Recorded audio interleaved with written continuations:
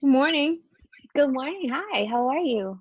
Good. How are you today? I'm good. I'm good. I'm glad this time worked out. Yeah, I am too. Thank you so much for agreeing to chat with me today. So, Absolutely. the way this works, I ask two questions. Please tell us your name and then share anything about you that would help us get to know you a little bit better. So, whatever you're comfortable sharing. All right, let's see. I'm Katie, and it's funny when you get asked this question, you're like, "Wait, what is there about me?" And I go, "There's all the obvious things." Let's see. Um, I am a newly certified yoga teacher, so that is a big deal. I'm stepping into my purpose, so very excited about that. I'm a mom to an amazing young man. He's 12 years old, which also means I'm a baseball mom. I never Mhm. thought that I would have that as a part-time job, but I do. It's fun. Um, if you were to see around my house, I'm a huge Prince fan. It kind of looks like a museum. Most people who like even know me for 5 minutes know I'm Prince. That's that's a big part of my life. Let's see. Where'd you grow up? Durham. I'm a Durhamite, You've been born Durham. and raised here. Yeah. Very connected to Durham. Like I said, I've been here my whole life, so I've seen lots of changes. Um, Bittersweet. Mhm. What is Yeah. what is your ethnicity? Okay. So my grandmother was Syrian, Middle Eastern, Mhm. and Irish. So yeah, just a pretty, you know, mixed background. But yeah, she was originally from Detroit, oldest of 11, lied about her age to get into the Marines. She was amazing and met my papa, and the rest is history. So yeah, How do you identify? What do you identify as? I identify as white. I when I'm filling something out, Caucasian, white. Mhm. Um, so yeah. Why do you identify as white? Why do you not acknowledge your Syrian, your If Irish? I'm asked, I do. Like, so it's interesting because I get that out outside of obviously this being a diversity conversation. I have people ask me my ethnicity quite a bit. And it, if you were to look at my family, um, people are like, "Are you guys Italian? Are you Greek?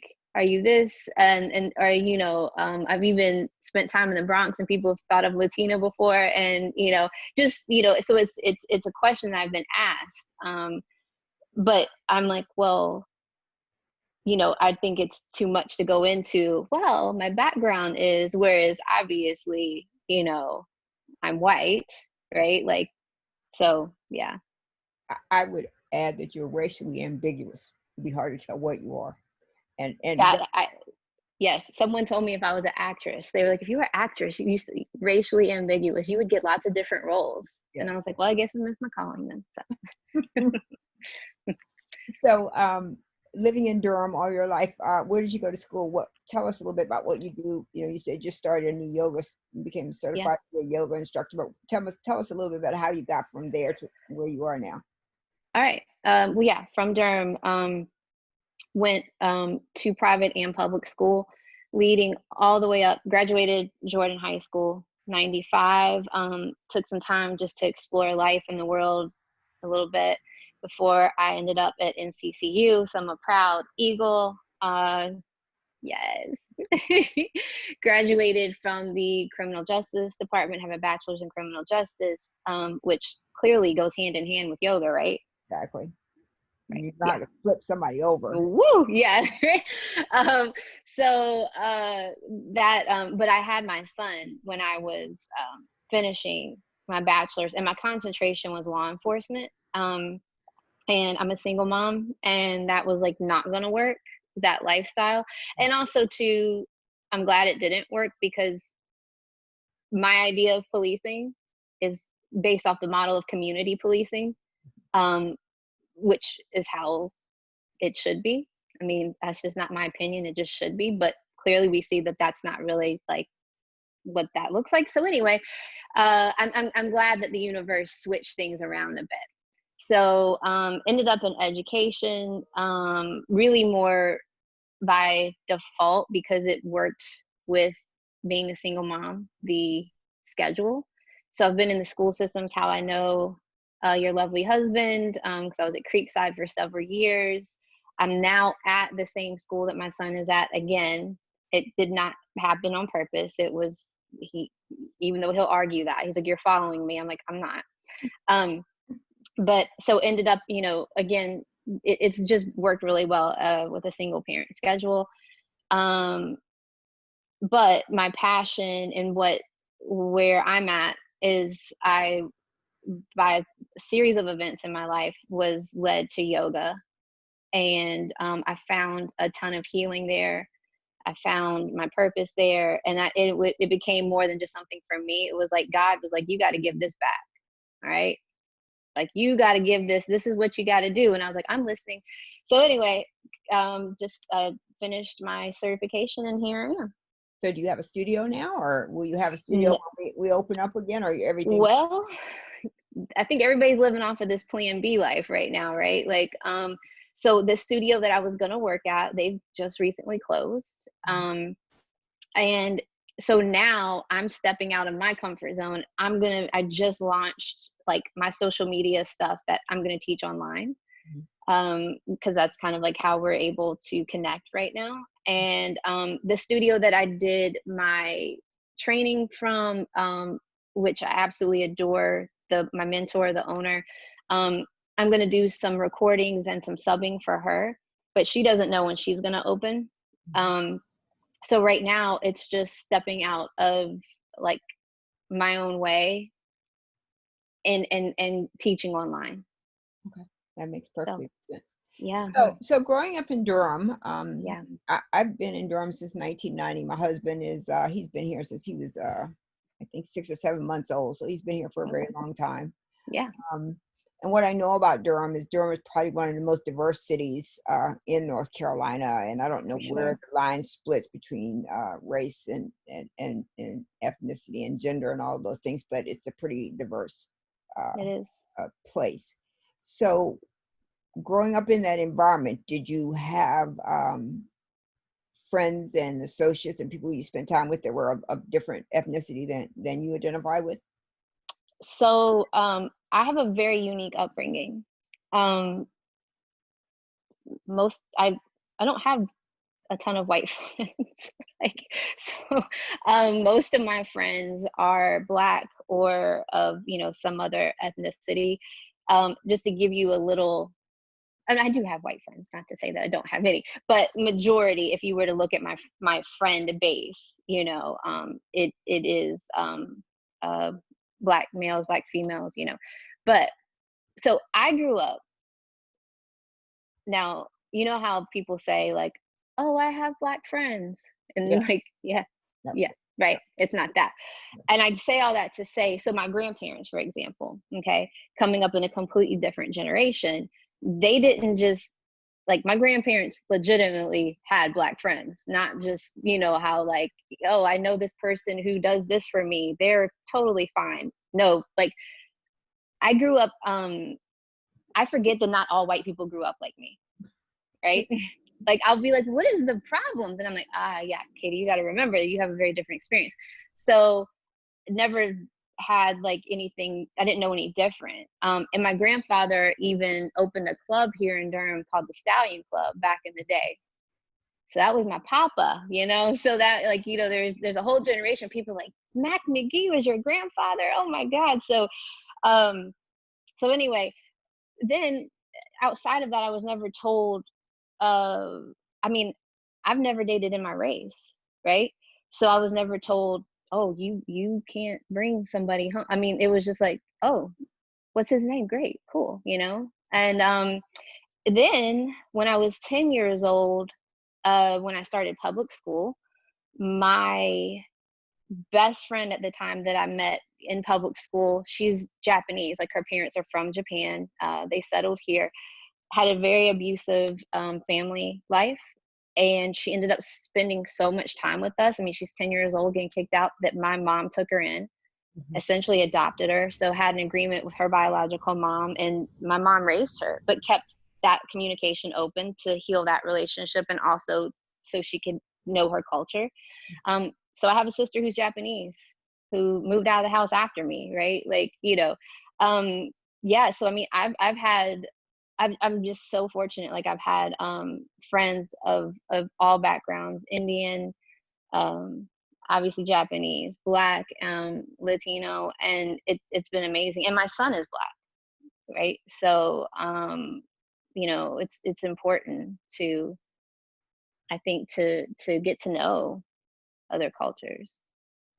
Why do you think it is in this point in time that people are becoming more aware of some of the injustices that have happened for Black and Brown people over the it's 3 or 4 or 5, 600, 8,000 years that we have literally been on Earth? Why do you think that exists, and why are we so alarmed or outraged Yeah. by it now?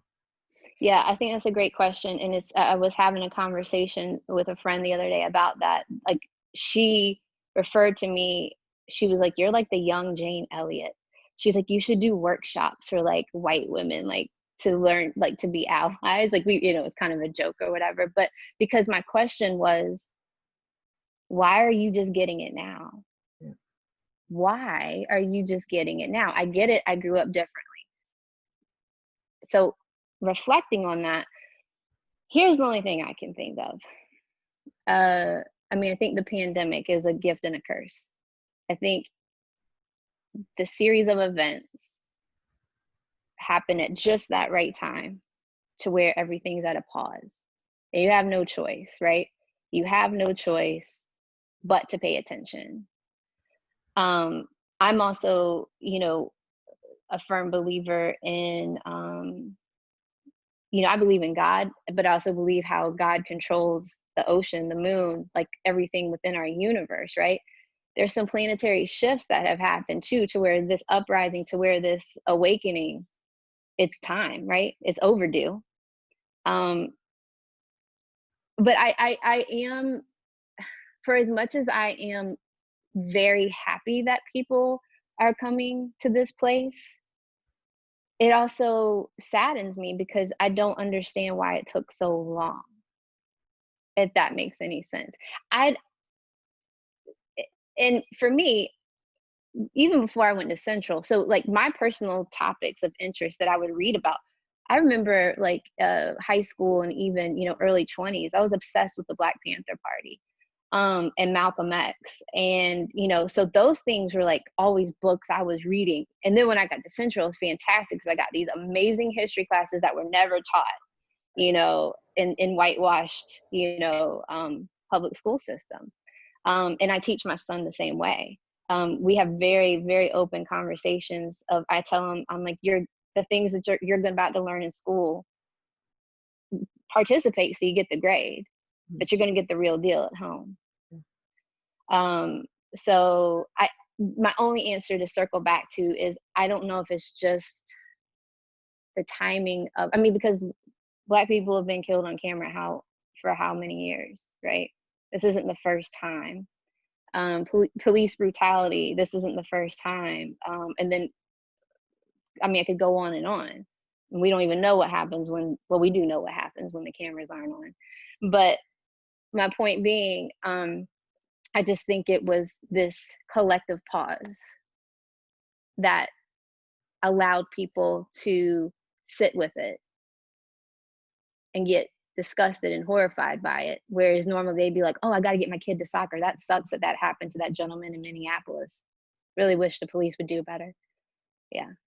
Yeah. So, with that viewpoint, when you encounter white people and you have a Mhm. talk about this, what lens do you approach the conversation from?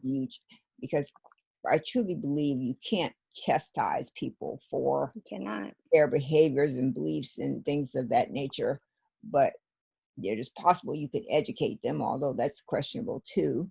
Mhm. But but when you have those conversations, what are you bringing to the person who is for lack of a better word, naive to what's been happening for 400 or 500 years.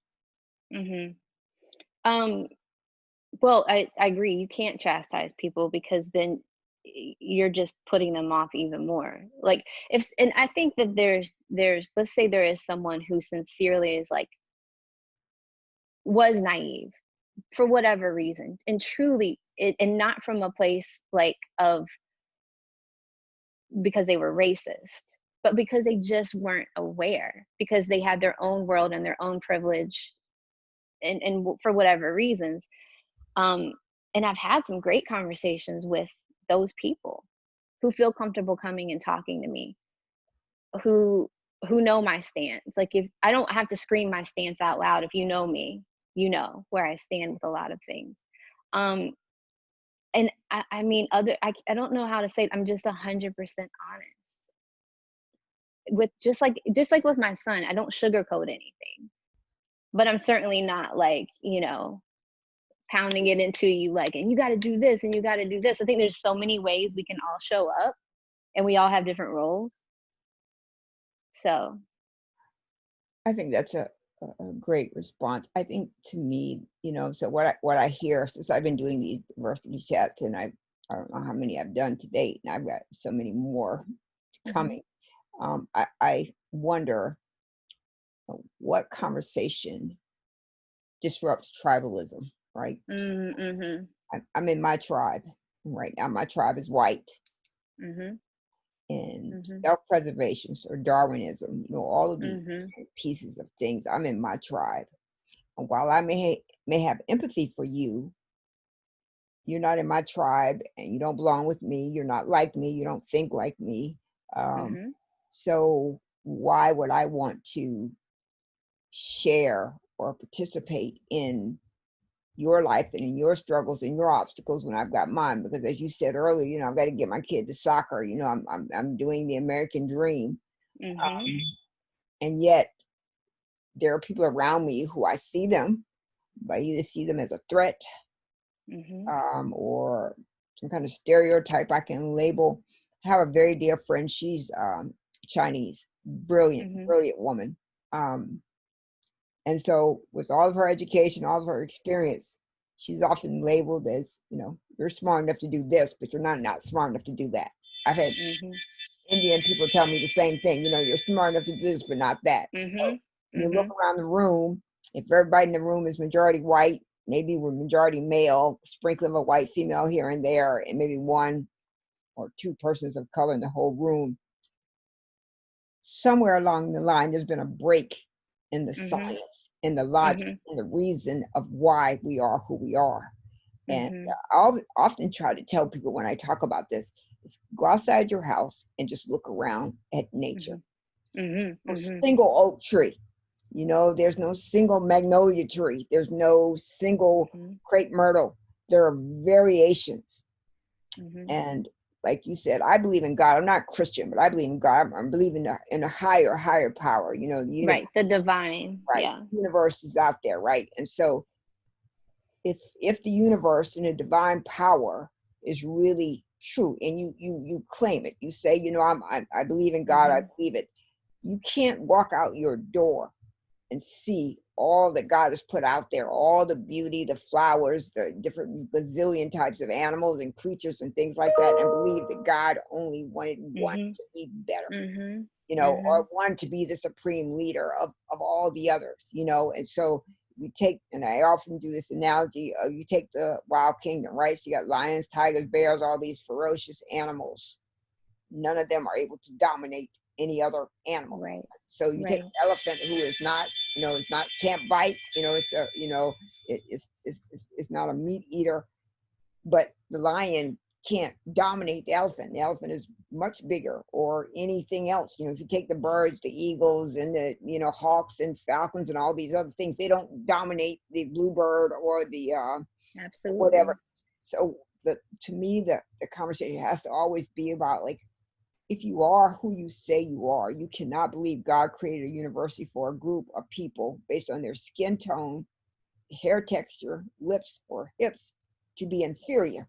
Because if that's the case, you can't believe that oak tree and that magnolia tree can stand side by side, or whatever other kind of Exactly. tree it is, or that bird, or that, all the different variations that live in the sea.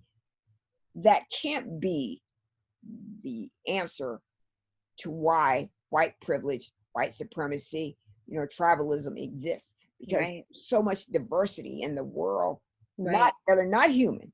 Just look around, just not Right. human, Right. right? So Right. if the divine, if the great one is responsible for our lives, I don't think he meant for us to live as we're living today. I don't think he meant Right. for us to live how we lived in 1619. I don't think how No. he meant for us to live how the Holocaust was. I don't No. believe this is man, I guess you can call that free will, thinking and Yes. creating for him or herself. This is the way it should be, you know. Right. And a lot of times I often tell people actions are driven by fears, right? So, Yep. you know, Yep. if I'm afraid that you're going to get more of a raise than I am, I may try to do everything I can to wiggle myself so I'm in front of you, right? Or I may Mhm. do something Mhm. to prevent you from getting ahead. Whereas universally, if one gets ahead, all gets ahead. And I say that Yes. all the time.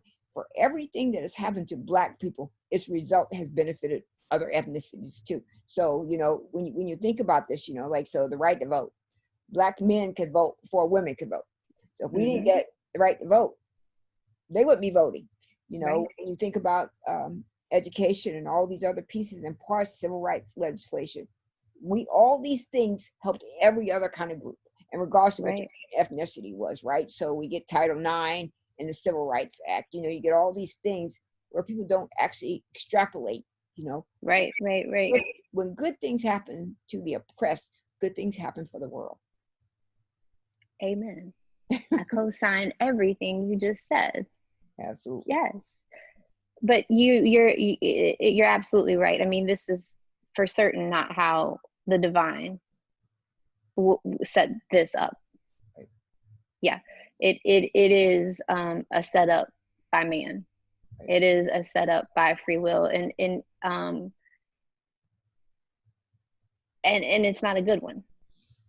I mean, that is for way lack of a better term. I mean, but this is, but with you and I discussing like the universe and the things like that, I don't know, and I don't know about you, but there is there's a collective shift.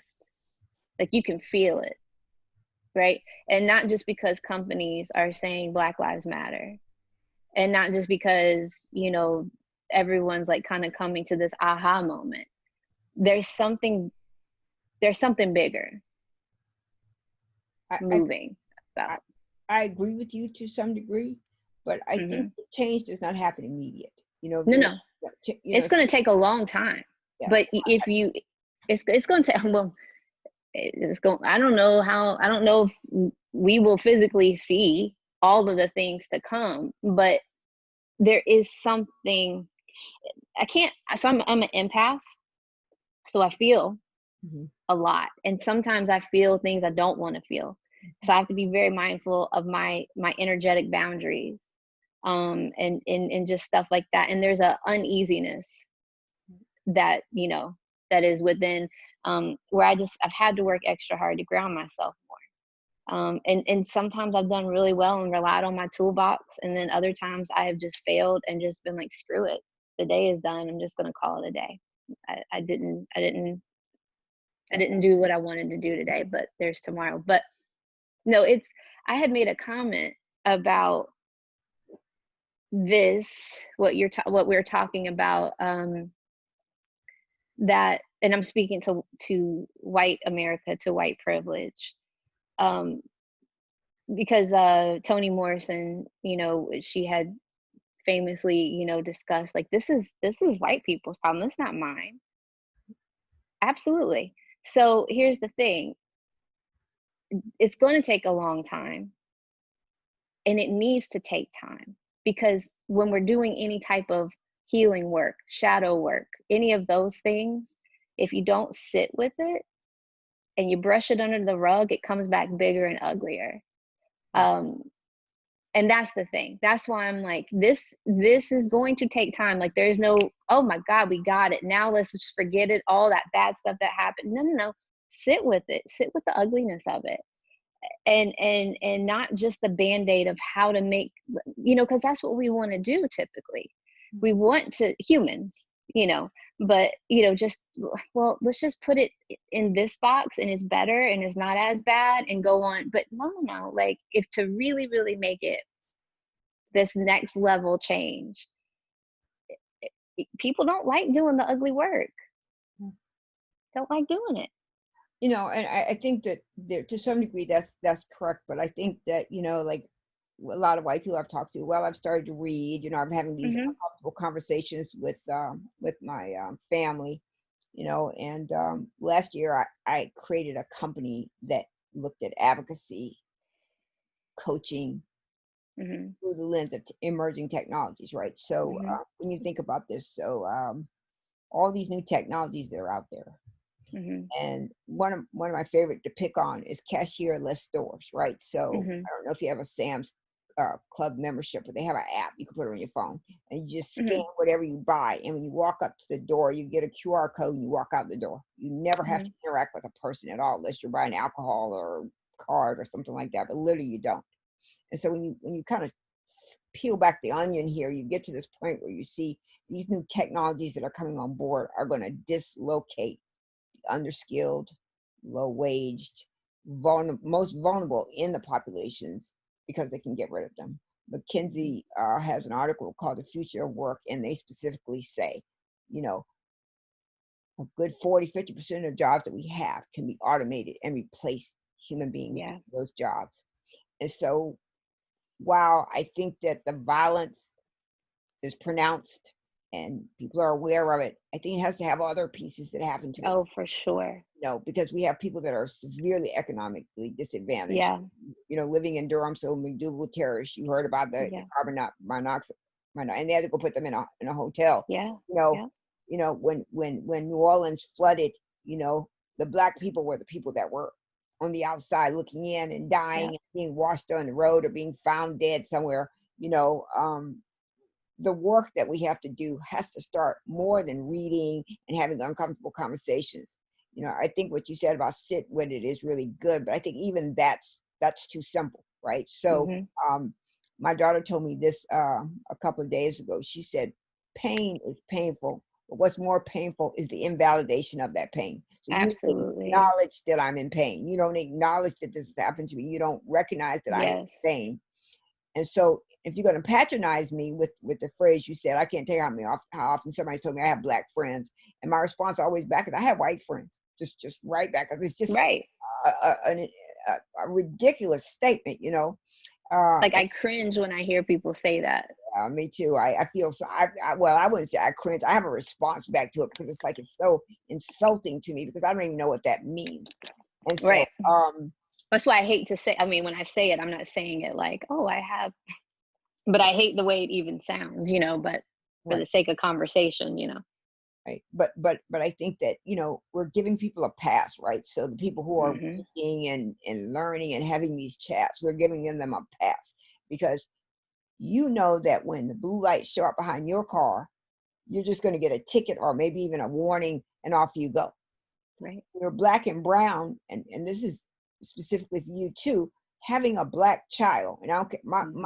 my son is lighter than you. My son has light eyes. They used to be blue. I think they're right now like light brown. I don't even know what color they are. Hmm. And he's a senior in college, and the least threatening person you would know because he's an introvert. Yes. He's not the kind of person that's just going to get in your face. He prefers to stay away far away from you as he can. And I have these conversations with him. Young man, you are black. And somebody's going to see you as a threat, no matter how fair your skin is, no matter how Hmm. curly your hair is, no matter what Yeah. color your eyes are, you are a black man. And while you might be, the most, you know, mild, Hmm. kind person in the world, Yeah. one wrong move Yes. and we could be Mr. Floyd, and the fact that parents have to have these conversations with their children, how to live in society, how Yes. to stay alive, how to make it home Yes. is the most absurd thing I can even Yeah. process. And so now to have someone tell me, well, I'm reading and I'm having these conversations, we are poor. We are Mhm. minorities in everywhere that there is a Mhm. minority. If you work in a job, more times than not, there are not going to be a lot of black and brown people in there, especially you work in a Right. job that has any kind of requirement of an education. You know, Right. when you walk around your institutions, central, historically black colleges may get a pass, but for the most part, when you walk around institutions, most people who cook, clean, and do all that stuff are black, right? So Mhm. Mhm. we need more than you to read and have Yep. uncomfortable conversations. We need you to actually look at this for what it is and do something about it. Mhm. So when you're hiring, you don't hire a white principal at a predominantly black school. You just do not. You can have a co-principal, maybe two, a white and a black or white and a brown principal, but you do not have a white principal in a predominantly black school. This is just not going to work out well for the child. Right. Right. Because this child is going to come out of school scarred in some way Yes. that will hinder his next level to becoming, having wealth equity or having access or anything like that, because something has happened in that school where that white teacher or that white principal says, you're out, you're suspended, you're expelled, Yep. whatever it is. Yep. And so we need to do a lot of things. So we need to figure out Well, how. action. Right. I mean, I said to someone recently, just to go back what the conversations I've had to have with my son Eli, who's 12. We already having these conversations, and I had a white father from a baseball team ask me, who's just now becoming privy Mhm. to the things that are happening, Right. and he was like, "Can I ask you something?" He was like, "I've heard about this talk that black families have with their sons. You don't have, like, you're not doing that." And I was like, "What?" I said, "Yeah, I do have very." He was like, "Are you serious?" He's 12, and I said, "Okay." I was like, give you, and I gave him an example. I said, they're out there on the baseball field right now. Your son gets angry, throws his helmet down. He's frustrated. He's just upset. My son throws his helmet down, stomps off the field. He's aggressive. Right. He's a problem. Yep. I As said, so the perception of my young black man is going to be very different. If they get pulled over together, he's going to be treated different. So yes, we have these conversations. Absolutely. Absolutely. And I have been very clear with Eli, that I'm his mother, and yes, he is half me, but to be so proud of his blackness, and we celebrate it. And I'm like, you're not denying me by owning who you are, by claiming who you are. Because I think for when he was a little bit younger, he'd be like, "Are you sure?" Kind of like, "Mommy, am I hurting your feelings?" And I'm like, "No, no, no, no." And my son loves Barack Obama, for example. Who doesn't? And, oh no, we miss you. Who But miss I tell him, I'm like, we've read a lot about him, and they have a very similar story. Eli's father is not in the picture, and so on and so forth. But when I was trying to make Eli understand, like, why you say, I'm black or whatever, I'm like, well, Eli, when's the first time you've ever heard someone say Barack Obama is our first mixed president? He's our first black president, and you are him, and he is you. It's beautiful. So, and I was telling about the action that needs to go behind the allyship, behind the anti-racism, not just the "I'm not racist," being anti-racist, like all these buzzwords right now happening, right? Well, my allyship and my anti-racism, I don't ride off the coattails of my black son. Like, well, look, guys, I have a black son, so it's all good, and I'm down for the cause. No, I have to put work behind that. And that's my thing. That's where my driving point is with any of the conversations I have. Is when I say sit with it, I don't mean sit with and get comfy. Sit with it, then do something about it. But don't try to band-aid it and brush it under some type of rug. Um, because that's not gonna work. I want to challenge you on something you just said Sure. about when you were describing your son. Hmm. So I don't have a lot of bright lights because it bothers my eyes, but Yeah. I'm probably one shade darker than you. My, Okay. on my father's side of the family, my grandfather is white. Hmm. Um, so ma- I would say a good portion of the black people in America have white in them. Yes. And skin tone does not matter, but we've made it so important. that it matters Right. your certain skin tone. You know, Mhm. one Mhm. of my favorite stories, I had somebody tell me, he's a tall, dark skinned guy, beautiful, beautiful black man, say that, you know, he says when he's around, he's the only person there, and there's a tension that he feels in the room. They feel threatened. Mm. You know, they feel like Mhm. something's wrong. And he said Mhm. the only thing he can figure, because there are tall white guys in the room, you know, Mhm. but the fact he's tall and dark, that he is a threat, Mhm. you know. And Mhm. so when I think about this, you know, if you go back and look at some of these presidents, the idiot that is in the White House said Mhm. about the, you know, having his face put on Mount Rushmore and all that stuff. But you got George Washington, who doesn't even acknowledge he's got black children because he is Mhm. raping his Well, slaves. he raped his slaves. Right. Thomas Jefferson. I mean, these are rapists that we have. Don't get me started. Go ahead. So you got Sorry. all of that, you know. And so when you look at us, whatever our skin tone is, whether it's light, dark, or anything in between, there's some Right. white in us somewhere. Yes. Like Yes. when my people got off that boat, there were no Newtons on that boat. You know, they had some kind Mhm. of African name, but whoever the plantation owner who owned my people, his last name was Mhm. Newton, and so thus Mhm. I am Newton. And you hear a lot of people, when you talk about the Black Panther, you have a lot of people talk about their government name. What is my government name? Which means this is the name that somehow or another I acquired because this is what the government said my name would be. So when you hear Mhm. about the census, you got to do the census because that's how they keep up with who and where and what you are. And Yeah. they spin it to say that, you know, this will give you more benefits in your neighborhood, this will do more in this. But there is a real sense that in the coming years, we will not have a white majority. We'll just have Mhm. equality, equal number of black and Mhm. brown and white people. And, you know, and so there's a part of that that makes tribalism Mhm. rear up, right? You know, so white Mhm. supremacy, white power, you know, whatever these people are, they're Mhm. not necessarily, I think, die hard in that philosophy that this is what it is. This is my fear that's speaking to me, and I must Mhm. do something to you. So, Mhm. in Mr. Floyd's case, that police officer knew him, Mhm. handcuffed. He's on the ground. Mhm. Mr. Floyd was a big man. He wasn't a little man. You know, he was a tall, dark man. Right. So Right. that's frightening. So although you've Yes. got him on the ground in handcuffs, Mhm. he is on his neck. He's he's telling you he can't breathe. He's calling for his mother. Mhm. There's something in the psyche that Mhm. makes that okay to do that. And Mhm. for white people now to, as you said, wake up is almost insulting, you know, because like, you know, where were you at doing Jim Crow? Where were you at doing Reconstruction? Where were you at doing slavery? Where were you at Brown versus Board of Education? When you look at education, you know, right now, Right. and this is this thing I have this conversation with my husband almost every other day. He gets tired of me saying this, but like when the states produce their student scores, they always highlight how poor black and brown kids have done on standardized testing and things like that.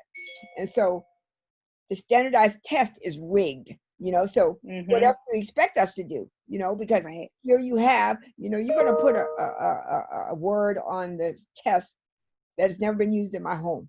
No one's Right. ever said, Right. wasn't taught to me. And so I'm supposed to be finding out uh, how to do well on this test when I haven't been given the leverage. So slaves were Yes. banned from learning.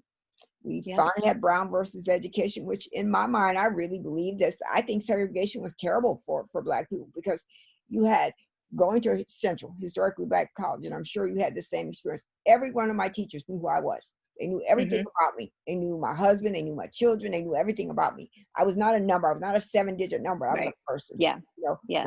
when I had trials and tribulations, they were right there with me. But when I now transfer, so I got my doctorate degree at a predominantly white college, I'm Mhm. a number now, and I'm Mhm. struggling to make it. And the only reason why I got my doctorate in 4 years from start to finish because I had a black advisor who understood Mhm. problems that I was experiencing, understood the challenges where I was, you Mhm. know. And so I think that the work has to be more than thought, more than Mhm. action, but actually clear policies and plans put in place Mhm. that when racism or white supremacy or somebody bangs it back down in the ground, you know, the thing from Groundhog Day when it banged the squirrel back down, Mhm. that's exactly what Mhm. has to happen. You have to bang it back down in the ground and not allow it to continue to exist. Yes. Yes. It's a hard conversation, really is. It's a really hard, and It's these a it's so taxing on me. I'm just like I'm almost at the point where I'm just like I don't even know how many more of these I can do, and I have so many more scheduled. I just keep thinking, why am I the only one that understands this and you don't? And I'm talking about right. when I speak to white people. Why is it that you don't get this? You don't see what Yes. it is, And when Mr. Floyd died, quite a number of my white friends called me to see if I was okay, and if I needed anything. And then COVID was in the midst of that. Do you want us to go to the grocery store for you? Is there anything? That's why I was very, very generous. But I want Hmm. to know, where was that conversation before Mr. Floyd died, or Uh, before COVID? Where was it? yeah. Did you Where care was it? about my well And being? that goes back to the what my dear friend and I. So her name's Aisha, and we have been friends since we were talking about this the other day. Like, what we don't know how long we've been friends because it's been 30 years. We can't remember how long, but we were talking about like even doing maybe some type of workshops, right? Like of these type of kind of conversations because our conversation didn't start off deep, but it ended up deep because it ended up with me saying, what I want to know again. I grew up different. I know that, but I have to remind myself of that, right? It doesn't, because yeah, I have to remind myself of that. That's what but so I've always had an awareness. I've always had a passion for justice, for equality. Like, I don't know who the hell I was in a former life, but it might have been a Black Panther. Okay. Like, I think I was really fighting the power, like doing some serious stuff. I don't know. Because it's a fire in me. It's not just like like it is passionate. Even if you're not on that level, where was your awareness before?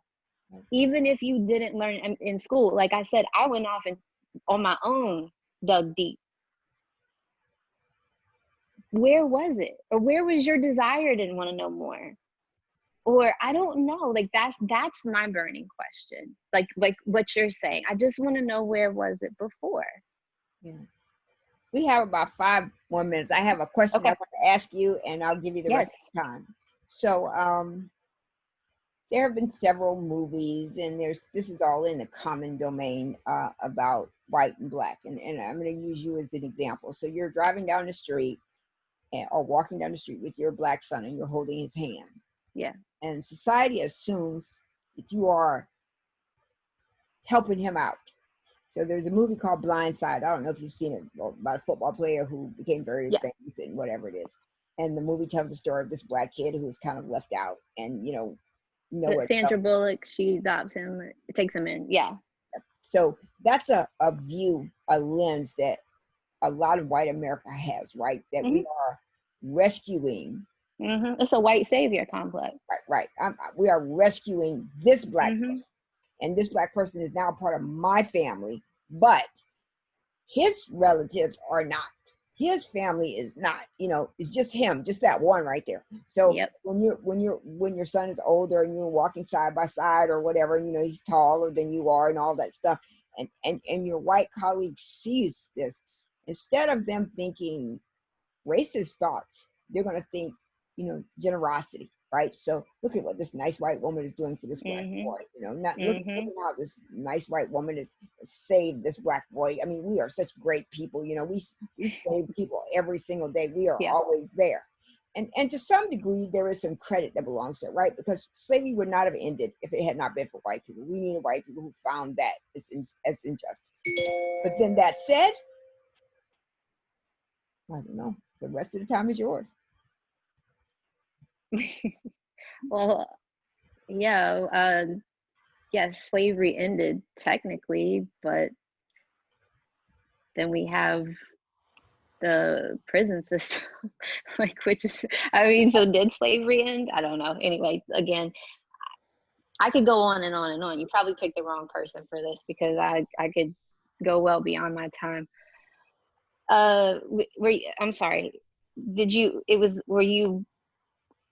Would you want me to reflect on what you said about? that kind of white savior complex. And I mean, So we can do this again. I mean, like I've had a lot of people ask to do 2 or 3 of them, so I'm like, I'm all okay if we can talk as many times as you want to.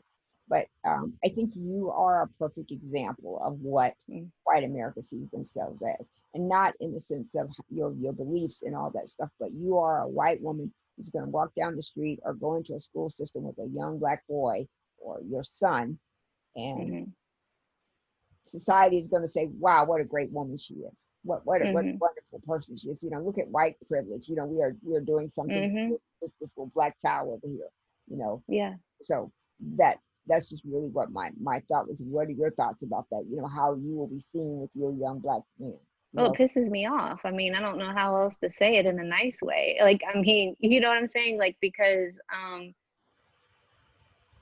just as much as I'm tired of the whole mentality that comes with racism and that hatred, I'm Mhm. so freaking tired of the whole white. Oh gosh, we'll like you said, come here, we'll make everything better, and it's like that's so played out. That's so old, and it's so self-serving to that white person or white people.